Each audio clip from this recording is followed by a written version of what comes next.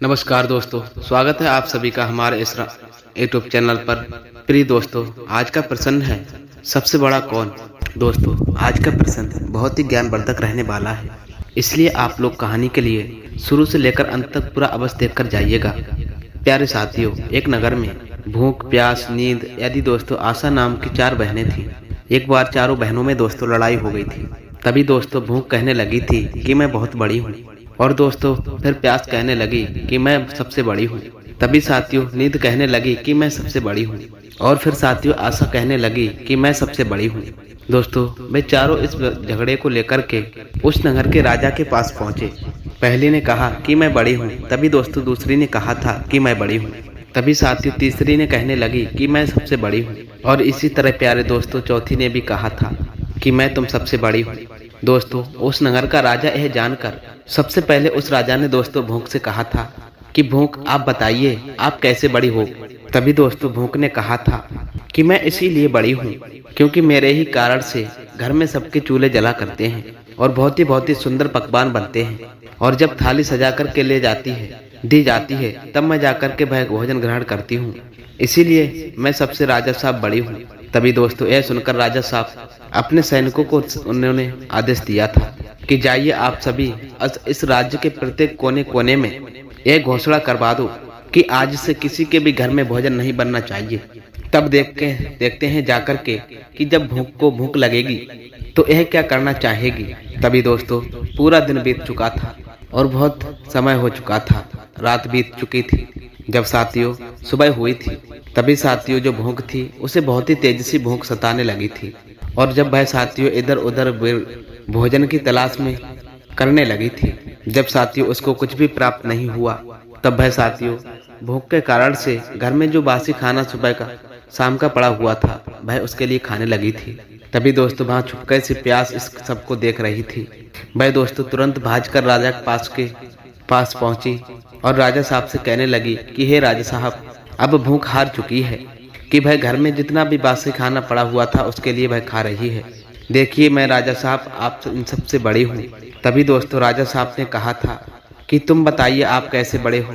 तभी दोस्तों प्यास ने कहने लगी कि मैं बड़ी हूँ क्योंकि हमारे ही कारण से लोग कुआं को खुदवाना चालू करते हैं, तालाब बनवाते हैं, एवं वे घर के बर्तनों में भी पानी का संचय करते रहते हैं, और जब वह किसी वस्तु में भरकर मुझे जब पानी पिलाते हैं तभी मैं जाकर के उसको पी पाती हूँ।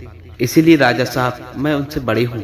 यह जानकर प्यारी साथियों राजा साहब ने अपने सैनिकों को ये आदेश दिया था कि जाइए आप पूरे नगर में घोषणा करवा दीजिए कि आज से कोई भी कुआं न खुदवाए और ना ही कोई नल लगवाए और ना ही कोई बर्तनों में पानी भरकर रखे, और सभी तालाब और कुओं में कड़ा पहरा लगवा दो।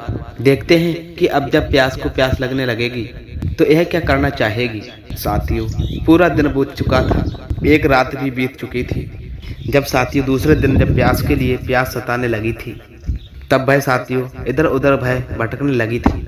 उसे जब दोस्तों कहीं भी पानी पीने को नहीं मिला था तो वह बहुत ही ज्यादा मजबूर होकर के उस गड्ढे में जो पानी भरा हुआ था उसको वह पीने लगी थी। दोस्तों चुपके से नींद यह सब कुछ देख रही थी। उसने साथियों राजा के पास पहुंची और जाकर राजा साहब से कहा था कि राजा साहब अब प्यास पूरी तरह से हार चुकी है, भाई गड्ढे का जो गंदा संदा पानी भरा हुआ है उसके लिए पी रही है, इसीलिए राजा साहब अब मैं सबसे बड़ी हूँ। तभी दोस्तों राजा साहब ने कहा था कि आप कैसे बड़ी हो। तभी दोस्तों नींद कहने लगी थी मैं राजा साहब इसलिए बड़ी हूँ क्योंकि हमारे कारण से लोग घर में चारपाई बनवाते हैं और बिस्तर लगवाते हैं। जब वह मुझे बिस्तर लगा करके सब दे देते हैं तब मैं जाकर के कहीं उस पर आराम और सो जाती हूँ, किंतु मैं बिल्कुल भी नहीं आराम करना और सोना चाहती हूँ। दोस्तों राजा साहब ने फिर से अपने सैनिकों को एक आदेश दिया था कि आप जाकर के इस पूरे राज्य में घोषणा करवा दो कि आज से कोई भी पलंग न बिछाए और उसमें बिस्तर न लगवाए। जब दोस्तों नींद को नींद आएगी तो देखते हैं कि वह क्या करना चाहेगी। दोस्तों ऐसे हल्के हल्के पूरा दिन बीत चुका था। जब आधी रात का समय हुआ तब साथियों नींद को नींद सताने लगी। तब वह नींद जो थी दोस्तों इधर उधर चारपाई खोजने लगी थी और बिस्तर खोजने लगी थी। जब साथियों उसके लिए बिस्तर प्राप्त नहीं हुआ तो वह बहुत ही ज्यादा मजबूर होकर के ऊबड़ खाबड़ जगह जितनी गड्ढा थे उन पर जाकर सो गई। दोस्तों तभी यह सब निराला दृश्य आशा देख रही थी। आशा ने तुरंत राजा के पास जाकर के कहा था कि राजा साहब अब नींद हार चुकी है कि वह ऊबड़ खाबड़ जगह पर बिना वस्त्र के अब सो गई है, इसीलिए राजा साहब अब बड़ी मैं ही मानी जाऊंगी।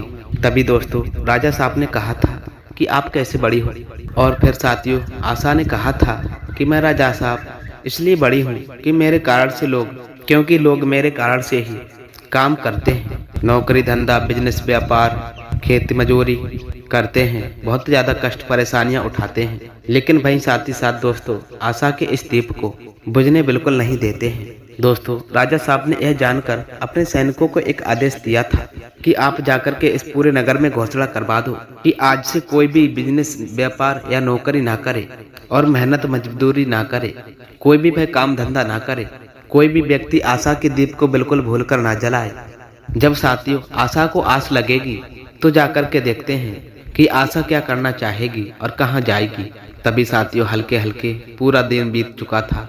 जब आधी रात का समय हुआ, जब साथियों आशा को आस लगी, तब वह इधर उधर भटकने लगी, लेकिन चारों तरफ से साथियों सन्नाटा बचा हुआ था। सिर्फ व सिर्फ दोस्तों एक जो कुमार टिमटिमाते दीपक के प्रकाश में जलते वहां पर वह काम कर रहा था, वह वहां जाकर के साथियों टिक चुकी थी। तभी दोस्तों वहां के उस कुमार ने देखा था कि उसका वह सोने का दीपक, सोने की बाती और वह सोने का महल बन गया था। प्यारे साथियों जिस प्रकार से साथियों कुमार की उस आशा पूरी हुई थी, उसी प्रकार से प्रिय साथियों आप सभी प्यारे दर्शकों की आशा पूरी अवश्य हो। आप लोग भी साथियों आशा का दीपक प्रज्वलित करके और कर्म को अपने करते जाइए। साथियों आशा करते हैं कि यह कहानी हमारी आपको अच्छी अवश्य लगी होगी। तो प्यारे साथियों यदि कहानी पसंद आई है तो इस वीडियो को एक प्यारा सा लाइक कर दें, और यदि आप हमारे चैनल पर पहली बार आए हैं तो चैनल को भी प्रिय साथियों लाइक शेयर कमेंट सब्सक्राइब अवश्य करें, ताकि दोस्तों आप सभी को ऐसी ही ज्ञानवर्धक वीडियो समय से पहले देखने को मिलती रहे। तो साथियों अवश्य सब्सक्राइब कीजिएगा हमारे इस चैनल के लिए, और साथ ही साथ दोस्तों कमेंट बॉक्स में लिखकर जाइएगा जय श्री राधे कृष्ण, तो अवश्य लिखिएगा। दोस्तों मिलते हैं फिर ऐसे ही ज्ञानवर्धक वीडियो से, तब तक के लिए आपका दिन शुभ हो और मंगलमय हो। जय श्री राधे कृष्ण।